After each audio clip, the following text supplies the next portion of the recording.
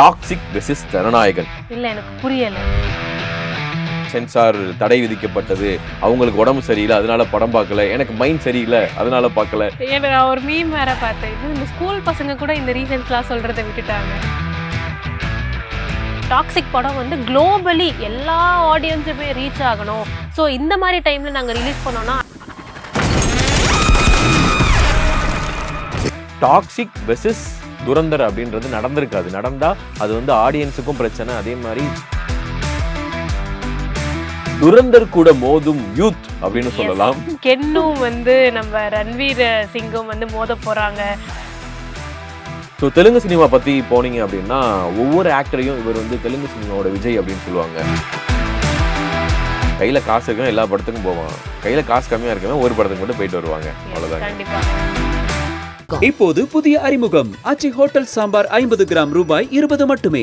Welcome to Kumudam talks. வணக்கம் திவ்யா. வணக்கம் யோகி. Toxic versus Jananayagan. இல்ல எனக்கு புரியல. என்ன டாக்ஸிக் விசஸ் ஜனநாயகன்? ரெண்டுமே ஒரே ப்ரொடக்ஷன் கம்பெனி தான். அப்ப எதுக்கு டாக்ஸிக் வெர்சஸ் அப்படின்னு சொல்றீங்கன்னு எனக்கு கேட்கறது புரியுது. ஆக்சுவலா வந்து ஜனநாயகன் முதலையே ரிலீஸ் ஆக வேண்டியது பல பிரச்சனையின் காரணமாக அந்த படத்துக்கு வந்து மிகப்பெரிய சென்சார் எங்க பார்த்தாலும் வரைக்குமே வந்து சென்சார் போர்டு படத்தை இப்ப கூட ஏதாவது ஒரு நியூஸ் சேனல் நீங்க பாத்தீங்கன்னா சென்சார் தடை விதிக்கப்பட்டது, அவங்களுக்கு உடம்பு சரியில்லை அதனால படம் பார்க்கல, எனக்கு மைண்ட் சரியில்லை அதனால பார்க்கல. நான் ஒரு மீம் வேற பார்த்தேன். இன்னும் இந்த ஸ்கூல் பசங்க கூட இந்த ரீசன்ஸ்லாம் சொல்றதை விட்டுட்டாங்க. ஆனா என்னங்க இங்க வந்து இந்த மாதிரி ரீசன்ஸ்லாம் சொல்லிட்டு இருக்காங்க. மீம் சேனல் பத்தி நீங்க சொல்லல. இல்ல மீம் பார்த்தேன், அதான் நான் வந்து சொல்றேன். சோ இந்த மாதிரி விஷயங்கள் போயிட்டு இருக்கு. அப்ப இவங்களோட ப்ரொடக்ஷன் கம்பெனி டாக்ஸிக் ரிலீஸ் ஆக வாய்ப்புகள் இருக்குல்ல, அதுவாது வருமா அப்படின்னு கேட்டாங்க. கடைசியில வந்து பாத்தீங்கன்னா அந்த படத்துக்கும், ஏன்னா அந்த படத்துக்கு வந்து மிகப்பெரிய ஒரு எதிர்பார்ப்பு இருக்கு. ஏன்னா மேக்கிங் வைஸ் அவ்வளோ காசை கொட்டியிருக்காங்க. எஸ்ஸோட சம்பளமே வந்து பாத்தீங்கன்னா அவ்வளோ காசு. ஸோ கடைசியில இந்த படத்துக்கும் வந்து பாத்தீங்கன்னா ஜூன் மாசம் தான் போஸ்ட்போன் பண்ணி இப்பதாங்க ரிலீஸ் பண்ண போறேன்னு சொல்லியிருக்காங்க. ஆக்சுவலி எல்லாருமே சொன்ன மாதிரி எதிர்பார்ப்புகள் இருந்தது அப்படின்றது டாக்ஸிக் படத்துக்கு ரொம்பவே அதிகமா தான் இருந்தது. அவங்க வந்து ஆடியோ லான்ச் வரைக்குமே வந்து அவங்களோட ப்ரிப்பரேஷன்ஸ் ப்ரொமோஷன் ஒர்க்ஸ்க்குலாம் வந்து ரெடியா இருந்த ஒரு டைம் தான். ஆனா மிடில் ஈஸ்ட்ல வந்து இந்த மாதிரி விஷயங்கள்லாம் போயிட்டு இருக்கு. ஸோ எங்க டாக்ஸிக் படம் வந்து குளோபலி எல்லா ஆடியன்ஸுமே ரீச் ஆகணும். ஸோ இந்த மாதிரி டைம்ல நாங்க ரிலீஸ் பண்ணோம்னா அதை எங்களால வந்து பண்ண முடியாது அப்படின்ற ரீசன்னால தான் இந்த போஸ்ட்போன் அப்படின்றது ஒன்று நடந்திருக்கு அப்படின்னு சொல்றாங்க. இதையும் சொல்றாங்க, துரந்தரும் ஒரு ரீசனும் சொல்றாங்க. ஏன்னா ரெண்டு படமே பிக் பட்ஜெட்ல. இப்ப வந்து நீங்க நிறைய பேர் வந்து துரந்தர் பார்ட் 1 தியேட்டர்ல பாத்துருப்பாங்களான்னு தெரியல. எல்லாரும் வந்து இப்ப கேஜிஎஃப் வந்து மொபைல்ல பாத்துட்டோ டிவில பாத்துட்டோ அதுக்கப்புறம் தான் தியேட்டருக்கு போனாங்களே. சோ அந்த மாதிரி துரந்தர் 2க்கு வந்து அவ்வளோ பெரிய எக்ஸ்பெக்டேஷன்ஸ் இருக்கு. ஏன்னா மேக்கிங் வைஸ் அந்த படமும் கிட்டத்தட்ட ஏதான் அது அவ்வளோ வந்து ராவான ஒரு படமா இருக்கு. நீங்க பாத்தீங்கன்னா அது சொல்லும் போதே எனக்கு வந்து மூஞ்சி ஐயோ எப்பறம் சீன்ல எடுத்தீங்க அப்படின்ற மாதிரி, ஏன்னா அவ்வளோ ராவா இருந்துச்சு, நல்லா இருந்தது. நிறைய பேர் சொன்ன விஷயம் என்னன்னா, அது டியூரேஷன் பெரிய படம், எந்த ஒரு இடத்துலயுமே போர் அடிக்கல. அந்த ஒரு லேக் ஃபீல் பண்ணுவோம்ல, பெரிய டியூரேஷன் படம்னா எங்கேயாவது ஒரு இடத்துல ஒரு லேக் ஃபீல் பண்ணுவோம்ல, அந்த மாதிரி எங்கேயுமே லேக் இல்லைங்க. அந்த டைம் எப்படி போச்சு அந்த 3 மணி நேரம்னு தெரியாத அளவுக்கு ஒரு படத்தை பார்த்துட்டு அதோட பார்ட் 2க்காக இவ்வளோ ஒரு எக்ஸ்பெக்டேஷன்ஸ் இருக்குமா அப்படின்னு அந்த ட்ரெய்லர் பார்த்துட்டு வர இன்னும் ஹைப் ஏத்திட்டாங்க. அதுவும் இந்த வாட்டியும் டியூரேஷன் வந்து ரொம்பவே அதிகமா இருக்கு அப்படின்றதுனால இன்டர்வல் டைம்ஸ்மே வந்து எக்ஸ்ட்ராஸ் இருக்கும் அப்படின்ற மாதிரியும் ஒரு டாக் இருக்கு. அதுவும் இல்லாம டாக்ஸிக் வெர்சஸ் துரந்தர் அப்படின்றது நடந்திருக்காது. நடந்தா அது வந்து ஆடியன்ஸுக்கும் பிரச்சனை, அதே மாதிரி காசு போட்டவங்களுக்கும் பிரச்சனைன்னும் போது கொஞ்சம் நம்ம டேட் தள்ளி போட்டோம்னா ஆடியன்ஸ் கொஞ்சம் ரெஃப்ரெஷ் மைண்ட்ல இருப்பாங்கன்றதுக்காக தான் தள்ளி போட்டிருக்காங்க. ஸோ அப்பனா டாக்ஸிக் வந்து ஜூன் மாசம் தான் ரிலீஸ் ஆக போகுது. இன்னொரு விஷயம் நீங்க பாத்தீங்கன்னா சந்தீப் ரெட்டி வாங்கா நம்மளுடைய அனிமல் படத்துடைய டைரக்டர், அதே மாதிரி கீது மோகன்தாஸ் டாக்ஸிக் படத்துடைய டைரக்டர். இவங்க ரெண்டு பேருக்கு வந்து பாத்தீங்கன்னா பிலிம் லாங்குவேஜா ஏதோ ஒரு விஷயம் ஒத்து போகுதுங்க. ஒரே மாதிரி தான் அவங்க வந்து யோசிச்சிருக்காங்க. ஒரு மேல் சாவனிஸ்டா, ஆல்பா மேல் அந்த ஒரு இதுவா. ஓகே, அனிமல் படத்துல வந்து ரன்பீர் கபூரும் இந்த பக்கம் வந்து டாக்ஸிக்ல யஷோ வந்து பாத்தீங்கன்னா ஒரே மாதிரி ஆல்பா மேலா இருப்பாங்களோ. இந்த பிலிம் மேக்கர்ஸ்க்குள்ள வந்து ஒரு சிங்க் இருக்கும்ல, அது வந்து இவங்க ரெண்டு பேருக்குள்ள பயங்கரமா இருக்கு போலடா அப்படின்னு தான் வந்து நிறைய வந்து பேசுறாங்க. ஏன்னா ட்ரெய்லர் அந்த கிளிம்ஸ் கட் விட்டுருந்தாங்க. கிளிம்ஸ் கட் பார்த்த எல்லாத்துக்குமே தெரிஞ்சிருக்கும். ஒரு ஃபன்னான ஒரு ரீல் வந்து பார்த்திருந்தேன். ஒரு பையன் எப்பயுமே ஒரு ட்ரெய்லர் வந்துச்சு அப்படின்னா அவங்க அம்மாட்ட காமிச்சிட்டு அம்மா நல்லா இருக்குமா அப்படின்னு சொல்லுவான் போல.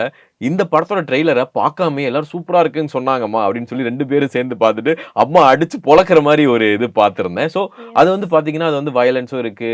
ஸோ அது வந்து Full of A contents. 18+ கண்டென்ட்ஸும் இருக்குன்ற போது ஸோ அனிமலும் டாக்ஸிக்கும் ஒரே பேஸ்டில் தான் வந்து பார்த்துட்டு இருக்கிறாங்க. ஆல்ஃபா மேல் அந்த மேக்கிங்ல இருந்து எல்லாமே இருக்கு. ஸோ அதனால இந்த படத்துக்கு சில கம்பேரிசன் இருக்கு. இந்த டேரக்டர்ஸும் கம்பேரிசன் இருக்கு. ஒரு மீம் வந்து பார்த்தேன். இவங்க ஜெயராம் சார் வந்து துப்பாக்கி பார்த்து சொல்லுவாங்கல்ல, பேசாம நீங்க 2 பேரும் கல்யாணம் பண்ணிட்டா என்ன அப்படின்ற விஷயங்கள்லாம் வந்து பண்ணிக்கிட்டு இருந்தாங்க நம்ம Okay. ஆட்கள். அந்த சிங்க் ஆகுறதுனால ஓகே நீங்க சிங்க் ஆயிக்கோங்க அப்படின்றத நம்ம ஆட்கள் பண்றாங்க போல. ஸோ இது ஒரு பக்கம் வந்து கட் பண்ணி பார்த்தீங்கன்னா நம்ம தமிழ்ல துரந்தர் கூட மோதும் யூத் அப்படின்னு Yes. சொல்லலாம். கென்னும் வந்து நம்ம ரன்வீர் சிங்கும் வந்து மோத போறாங்க அப்படின்ற மாதிரி நிறைய வந்து பேசிட்டு இருக்காங்க. ஏஐல கிரியேட் பண்ணா எப்படி இருக்கும்? பண்ணுவாங்க கண்டிப்பா, இவ்ளோ பண்றவங்க அதுவும் வந்து பண்ணுவாங்க. பட் ஸ்டில் வந்து துரந்தர் கூட நம்ம யூத் வந்து கம்பேர் பண்றதெல்லாம் வந்து நம்ம கொஞ்சம் தமிழ் ஆடியன்ஸ் வந்து எப்பயுமே கமர்ஷியல் பேஸ்டா ஜாலியா இருக்க படங்கள் தான் போவாங்க. எனக்கு தெரிஞ்சு ஃபேமிலியை கூட்டு போய் துரந்தர் பார்க்கறது ரொம்ப டவுட் தான். நிறைய வந்து வயலன்ஸ் இருக்கும். அதை வந்து பார்க்கறதுக்கு கொஞ்சம் தடைகள் அவங்களுக்குள்ள வச்சுக்கிறதுக்கு வாய்ப்புகள் இருக்கு. நம்ம தமிழ் ஆடியன்ஸ் அதிகமா யூத் படத்துக்கு தான் போவாங்க. அதுவும் இல்லாம ஆழ்தோட்ட பூபதி அந்த பாட்டும் வந்து வெறித்தனமா இருக்கு. ஸோ அது என்ன மாதிரி விஷயங்கள்லாம் இருக்க போகுதுன்னு சொல்லிட்டு நீங்க பாத்தீங்கன்னா இப்ப நம்ம பேசுனதுலேயே அதிகமா எங்கும் தளபதி எதிலும் தளபதின்ற மாதிரி விஜய் சாரோட கண்டென்ட்டா தான் வரிசையா இருக்கு. அடுத்து ஒண்ணு பேச போறேன். அதுல வந்து விஜய் சார் வந்து இன்க்ளூடா தான் இருப்பாரு. ஓகே. ஆக்சுவலி உஸ்தாத் பகத்சிங் அப்படின்னு சொல்லிட்டு பவன் கல்யாண் அவருடைய ஒரு ட்ரெய்லர் டீசர் கட்டு விட்டுருக்காங்க. அதை சின்ன சின்ன ப்ரோமோ சாங்ஸ் எல்லாம் விட்டுருக்காங்க. அந்த படத்துடைய கதை வந்து தெரியோட கதை மாதிரி Yes. இருக்குங்க அப்படின்னு நிறைய பேர் சொல்லியிருக்காங்க. அதை பார்த்துட்டு என்னங்க திரைப்படத்தை வந்து நாங்க ரீமேக்ல பாக்குற மாதிரி இருக்கே இருக்கே அப்படின்ற அப்படின்னு மாதிரிலாம் வந்து நிறைய கமெண்ட் சொல்லியிருந்தாங்க. அதுக்கு வந்து டீசர் ஸ்டார்ட் ஆகும்போது அவர் வந்து ஒரு ஜீப்ல வர மாதிரி இருக்கும். அதுல வந்து சொல்லுவாங்க அவர் வந்து ஒரு அவதாரமா வராரு அப்படின்னும் போது எனக்கு எங்க வந்து சிங்க் ஆகுது நம்ம திரைப்படத்துல வந்து விஜயகுமார் வந்து ஆவியா வராரு பாருங்க அப்படின்னு சொல்லுவாங்க பாத்தீங்களா. Okay. சோ அது சிங்க் ஆகுது. அதே மாதிரி அவர் வந்து குதிரை என்ட்ரில வந்து வரும்போது அந்த ஃபர்ஸ்ட் ஷாட்ல வந்து அந்த ஜீப்ல வந்து அந்த கண்ணாடி. கலர் கண்ணாடி போட்டு வருவாரு. Yes. அது வந்து ஞாபகம் வருது. அண்ட் வந்து அந்த ஒரு போலீஸ்காரரா அடிக்கும் போது போலீஸ்காரா இருந்திருக்கிறாரு. சோ இது எல்லாமே கம்பேர் பண்ணும்போது ஓகே இது வந்து விஜய் சாருடைய திரைப்படம் தான் அப்படின்னு சொல்லி பேசிக்கிட்டு இருக்காங்க. பட் அந்த படத்துடைய டைரக்டர் என்ன சொல்லியிருக்காருன்னா இல்லங்க இது வந்து திரைப்படத்தோட ரீமேக் கிடையாதுங்க சொன்னா புரிஞ்சுக்கோங்க அப்படின்னு சொல்லி ஓப்பனா வந்து அவர் ஒரு ஸ்டேட்மெண்ட் சொல்லியிருக்காரு.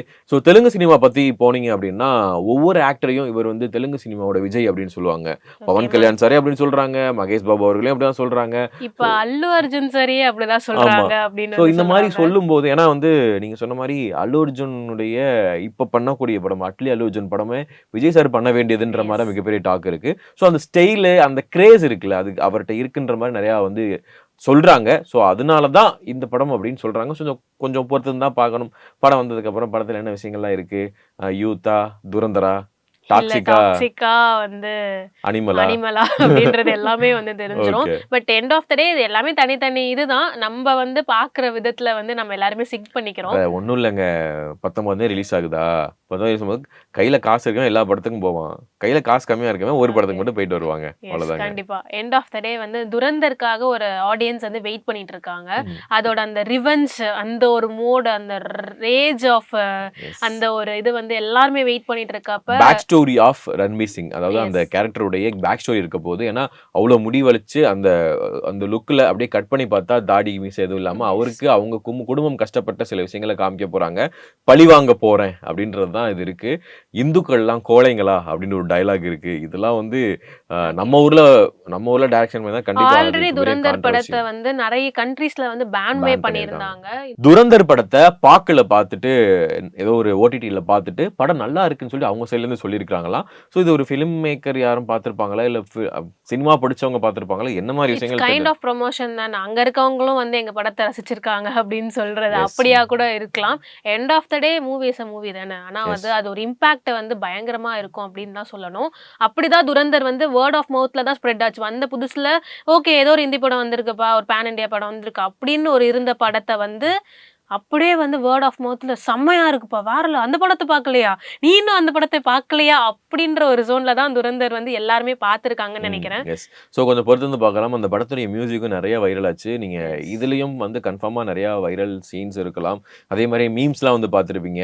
ரன்வீர் சிங் வந்து கூலர்ஸ் போட்டு உடம்பு ஏற்றி அவ்வளோ முடி வச்சுட்டு இருக்கும்போது take that junior girl sighting senior boy அப்படின்லாம் போட்டிருந்தானுங்க. ஸோ இந்த மாதிரி நிறைய விஷயங்கள் இருந்துச்சு. கொஞ்சம் பொறுத்து வந்து பார்க்கலாம். நன்றி திவ்யா. நன்றி யோகி.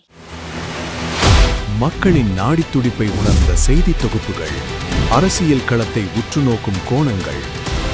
உங்கள் குமுதம் நியூஸ் 24/7 லிங்க் டிஸ்கிரிப்ஷனில்.